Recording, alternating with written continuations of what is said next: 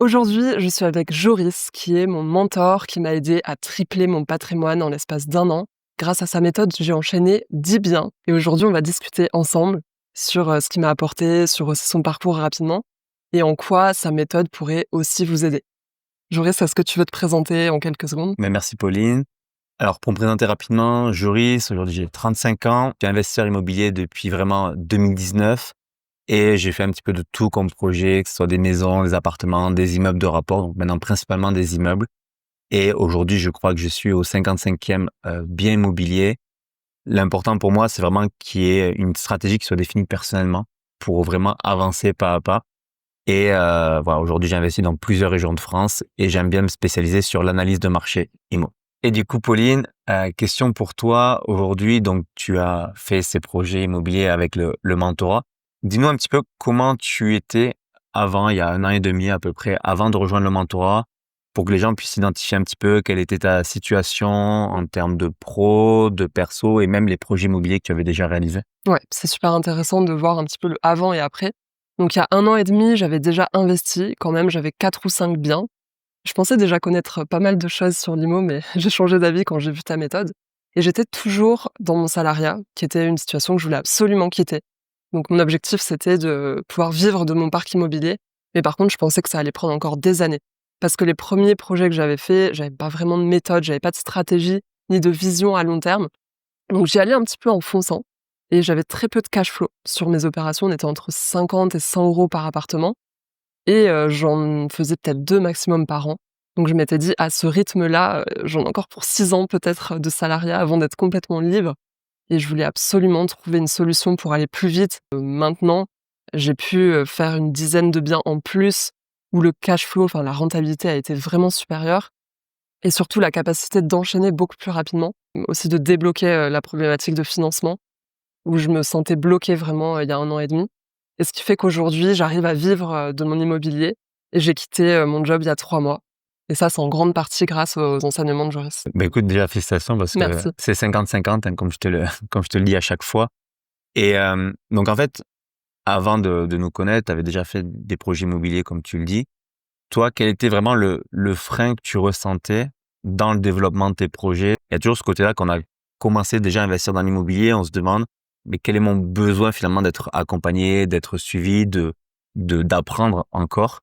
Toi, quel était vraiment le principal, frein que tu avais, Mmh. identifié? Il y en avait plusieurs. Le premier, c'est que je pensais que j'étais pas capable de trouver des projets vraiment rentables, et le deuxième, c'était au niveau du financement.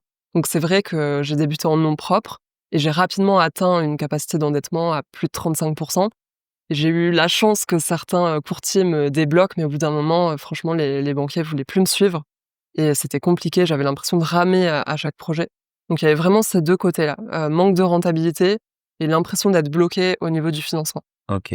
Aujourd'hui, tu as donné un petit peu tes résultats sur la partie, chiffres des projets immobiliers qu'aujourd'hui tu as réussi à faire, pendant le mentorat et même après, du coup, le mentorat, parce que tu peux continuer à investir. Et maintenant, psychologiquement, entre guillemets, en termes de confiance en toi, d'analyse de projet, comment tu te sens maintenant en disant: ben tiens, si tu avais envie de continuer d'investir, est-ce que, tu te sentirais capable?» Ouais, ça a complètement changé. C'est-à-dire qu'au tout début, je me sentais plutôt comme amateur, avec un peu un syndrome de l'imposteur, et même au niveau des visites, au niveau de la relation avec les artisans, avec les banquiers, je me sentais pas légitime, et je pense que ça se ressentait, et c'est peut-être pour ça que j'arrivais pas forcément à négocier ou alors à donner confiance à un banquier. Alors que maintenant, je dirais que je suis quasiment professionnelle, et en tout cas, j'ai quitté ce côté, amateur, à manquer de confiance en moi, et donc là, j'ai plus aucune hésitation à négocier quand je fais des offres d'achat, parce qu'avec ta méthode, justement, je sais comment calculer mon prix plafond.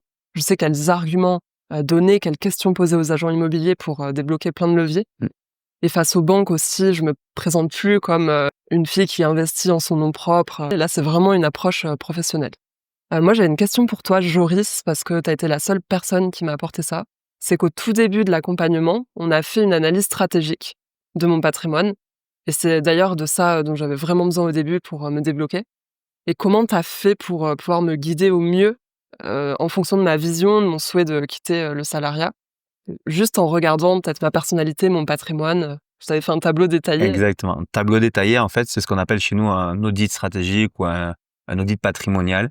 L'objectif, c'est que chaque personne qui va rentrer vraiment dans le mentorat, pour pouvoir concrètement l'aider, on est obligé de savoir en fait 3 points. Le premier, c'est ce que tu as déjà fait en termes d'immobilier. On va vraiment analyser ça pour voir un peu si on peut jouer sur des choses. Le deuxième point, c'est vraiment la fin, c'est vraiment ton objectif. Parce qu'on a certaines personnes qui, comme toi, se disent, OK, moi, j'ai vraiment un objectif de quitter le salariat au bout de X années. D'autres, ça va être juste de faire un complément de retraite. On a vraiment plusieurs objectifs Mmh. différents. Et le troisième point, c'est vraiment une analyse un peu plus psychologique, de se dire, OK, très bien, mais en fait, en termes de profil, si on a les deux mêmes situations, les deux mêmes objectifs, mais qu'on n'a pas les mêmes profils psychologiques en face, je vais pas forcément donner la même stratégie parce qu'il y en a qui vont être plus fonceurs et d'autres un petit peu plus peureux. Par rapport à toi, ce qu'on a vu, c'est que dans ton patrimoine, dans l'analyse du patrimoine, de ce que tu avais déjà, il y a une sorte de matrice d'arbitrage pour voir est-ce qu'il y a des biens qui seraient intéressants d'arbitrer parce que financièrement, tu peux récupérer de l'argent. Le premier point de blocage qu'on avait vu pour toi, c'était si tu voulais vraiment enchaîner rapidement en termes de financier, il allait manquer de l'apport parce qu'aujourd'hui, les banques demandent un petit peu d'apport sur des projets. Et si on en fait 1, 2, 3 rapidement, on a rapidement un manque d'apport. On a identifié dans ton patrimoine un bien où, à l'instant T, c'était un bien qui avait été acheté anciennement. Mmh. Il n'y avait pas beaucoup forcément de rentabilité ou de cash flow qui se dégageait.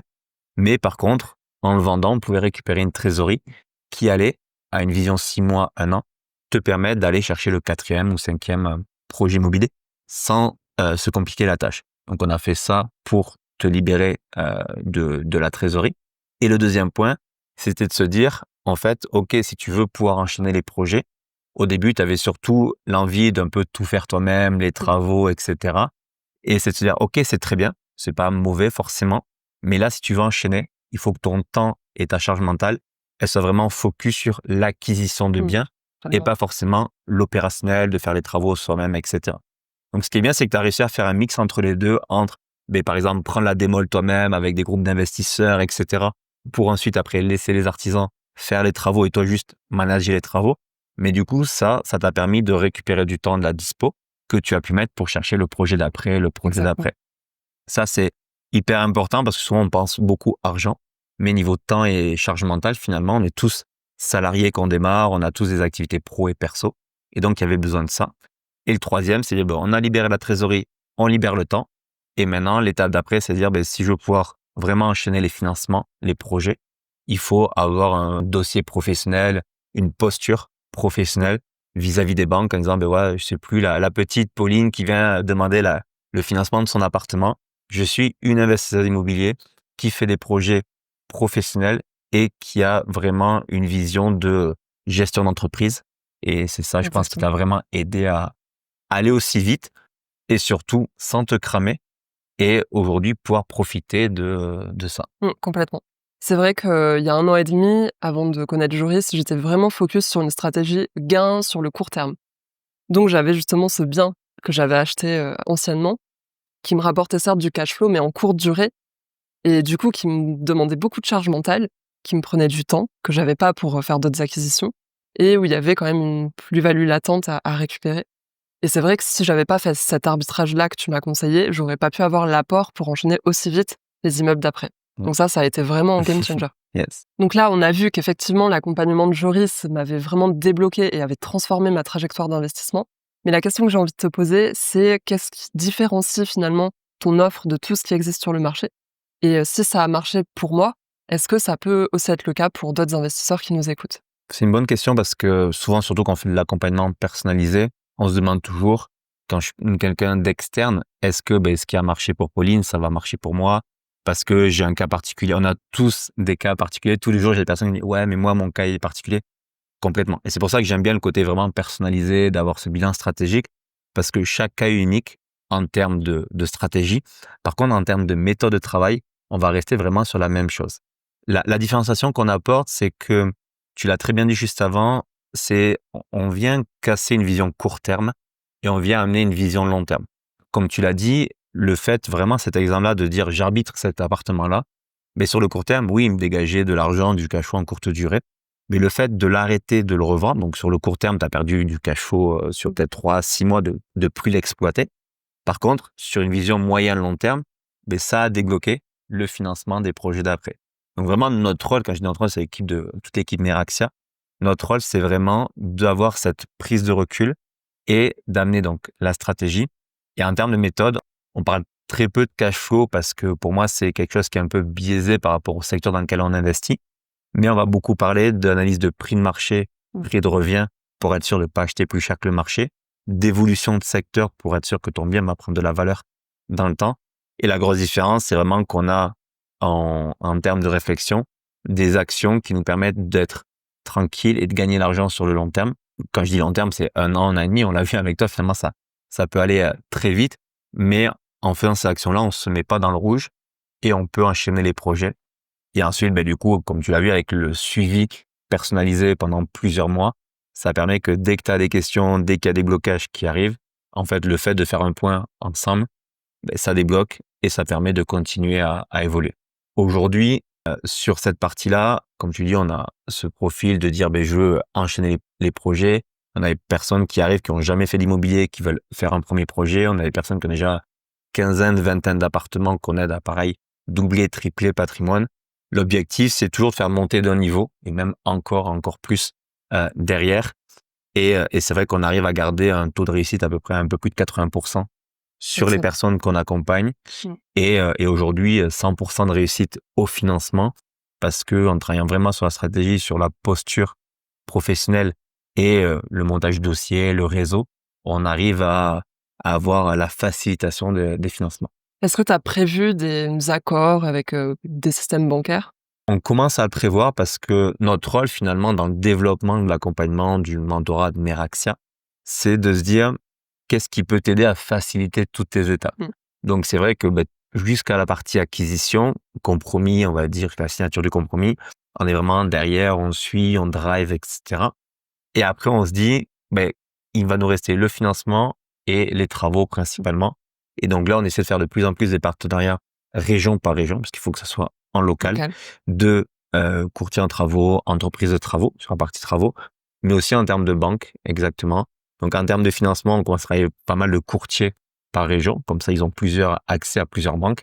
Mais aussi, moi aujourd'hui, je travaille avec une banque particulièrement dans laquelle on vient de financer, je signe dans 20 minutes une nouvelle maison. Et aujourd'hui, ils apprécient tellement les profils qu'on leur amène en termes d'élèves, parce que c'est structuré, c'est carré, c'est pro, que du coup, on est en train de regarder à signer un partenariat sur la France avec cette banque-là pour leur dire, en fait, si vous avez des élèves Meraxia qui arrivent, donnez-leur directement le bon interlocuteur, le bon conseiller qui a l'habitude de travailler les projets d'investissement immobilier. Et surtout, en fait, mettez-le un petit peu au-dessus de la pile parce que on sait que ça va être un super dossier. Ça, c'est un vrai atout parce que je pense qu'on est quand même nombreux à avoir des blocages au niveau du financement et parfois, c'est pas forcément à cause de notre profil, mais à cause de l'interlocuteur et si, tu donnes la possibilité aux élèves d'accéder directement au bon interlocuteur, ça peut débloquer plein de projets. C'est exactement ça. Souvent, on a beau avoir le meilleur dossier du monde, etc. Moi, j'ai vu des personnes, et moi-même, j'ai été un contraint là-dessus. On peut avoir le meilleur dossier. Si en face, on n'a pas une personne qui est un minimum consciente que l'investissement immobilier, ça existe, et surtout professionnel, le taux d'endettement, etc., on peut passer au-dessus.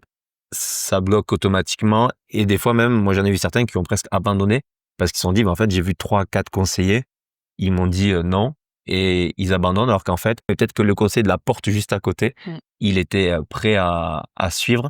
Et donc, nous, notre travail, c'est d'aller sélectionner ces conseillers-là, finalement, qui ont la bonne ouverture d'esprit, qui ont l'habitude de travailler des dossiers immobiliers. Et pour dire, voilà, toi, par exemple, Pauline, demain, tu investis dans telle ville, je sais que tel conseiller va pouvoir regarder ton dossier et le suivre. C'est génial. Alors, Pauline, pour revenir un petit peu sur un des projets que tu as réalisé, pour les personnes puissent s'identifier sur le type de projet, parce que souvent on dit oui, mais c'était facile parce que voilà, c'était un projet, on va dire lambda. Dis-nous un petit peu, un des derniers projets, je pense que tu as réalisé, comment tu l'as trouvé? J'aimerais savoir un petit peu comment tu as trouvé le projet et quel a été ton critère de décision qui t'a dit, OK, je vais finalement sur ce projet-là, sur cet immeuble-là, et je prends ma décision de faire une offre d'achat. Ouais. Alors ce projet-là, je pense que c'est celui qui m'a donné ma liberté financière OK. parce qu'il représente à peu près la moitié de mes revenus immobiliers en bénéfice. C'est une maison divisée en 4 appartements. Comment je l'ai trouvé? En fait, c'est grâce à un agent immobilier que je connais depuis, quelque temps et en fait qui m'a vu vraiment me former sur le sujet et devenir, très compétente et très rapide dans l'analyse de ce qu'il me proposait. Donc finalement, au fur et à mesure, il m'a priorisée sur tous les mandats qui rentraient et il a réussi à comprendre un petit peu ce que je recherchais au niveau rentabilité, au niveau typologie de biens.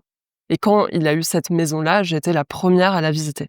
Ensuite, j'ai pu négocier parce que grâce aux outils que Joris nous fournit, on peut calculer une offre plafond Mmh. rapidement. On peut identifier les points bloquants, aussi l'estimation des travaux. Alors pour donner un peu des chiffres, je pense qu'en prix de revient, on sera autour des 200 000 € d'investissement, donc on ne parle pas non plus d'un Un très gros investissement projet. énorme.